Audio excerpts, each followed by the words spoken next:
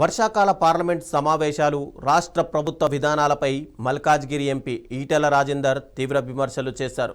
కేంద్ర నిధులతో చేస్తున్న డెవలప్మెంట్ పనులకు సైతం రాష్ట్ర ప్రభుత్వం క్రెడిట్ తీసుకునేందని ఆరోపించారు. వర్షాకాల పార్లమెంట్ సమావేశాల్లో ప్రజల సమస్యలు ప్రస్తావించే అవకాశాన్ని ప్రతిపక్షాలు కోల్పోయాయన్నారు.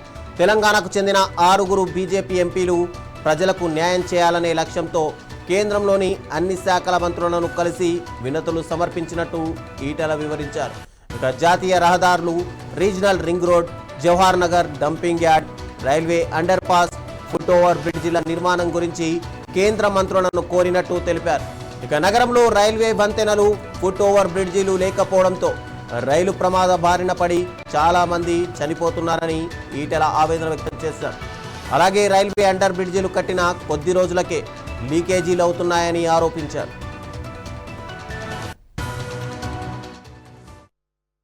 ప్రభుత్వమే, నరేంద్ర మోడీ గారి ప్రభుత్వమే బియ్యాన్ని రాష్ట్ర ప్రభుత్వానికి రూపాయి ఖర్చు లేకుండా ఉచితంగా ఇస్తూ ఉంటే కార్డు మాత్రం ఇవాళ రేవంత్ రెడ్డి గారి ఫోటోను, ఉత్తమ్ కుమార్ రెడ్డి గారి ఫోటో పెట్టిస్తారట.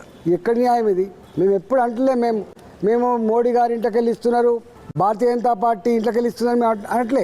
రాష్ట్ర ప్రభుత్వం పైసలు ఖర్చు పెట్టినా, కేంద్ర ప్రభుత్వం డబ్బులు ఖర్చు పెట్టినా, ప్రజలు కట్టిన పనుల పైసలు అయినప్పటికీ కూడా సాంప్రదాయం ఏంటంటే ఇగో కేంద్ర ప్రభుత్వ నిధులతో ఈ రోడ్ వేసినామని, రాష్ట్ర ప్రభుత్వ నిధులతో ఈ రోడ్ వేసినామని చెప్పి పెట్టుకునేటువంటి సంస్కారం ఉంటుంది. కానీ ఇక్కడ రేవంత్ రెడ్డి ప్రభుత్వం మాత్రం మోడీ గారి ఫోటో లేకుండా, ఫుడ్ మినిస్టర్ అయినటువంటి ప్రహ్లాద్ జోషి గారి పేరు లేకుండా, తాత జాగీర్ లాగా ఇవాళ స్మార్ట్ కార్డులు ఇస్తామని చెప్పి ఇప్పటికే 600 కోట్ల రూపాయలు ఈ కార్డ్స్ కోసం ఖర్చు పెట్టామని చెప్పి లెక్కలు చెప్పి ఇవాళ కార్డు జారీ చేసే ప్రయత్నం చేస్తున్నారు. రేపు ఈ ప్రభుత్వం పోతుంది, ఇంకో 2 ఏళ్ళు అయితే మళ్ళీ కొత్త ప్రభుత్వం వస్తుంది, ఎవరో మళ్ళీ వాళ్ళు కార్డు ఇస్తారా?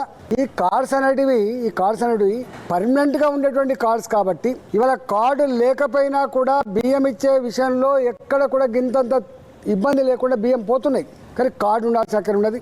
దాంట్లో భారత ప్రభుత్వ సహకారంతో, రాష్ట్ర ప్రభుత్వ సహకారంతో అమలవుతున్నటువంటి ఈ బియ్యం స్కీమ్ అని చెప్పి రాసి కార్డు ఇస్తే పర్మనెంట్గా ఉండే ఆస్కారం ఉంటుంది. ఇవాళ జరిగే నష్టం ఏమవుతుంది?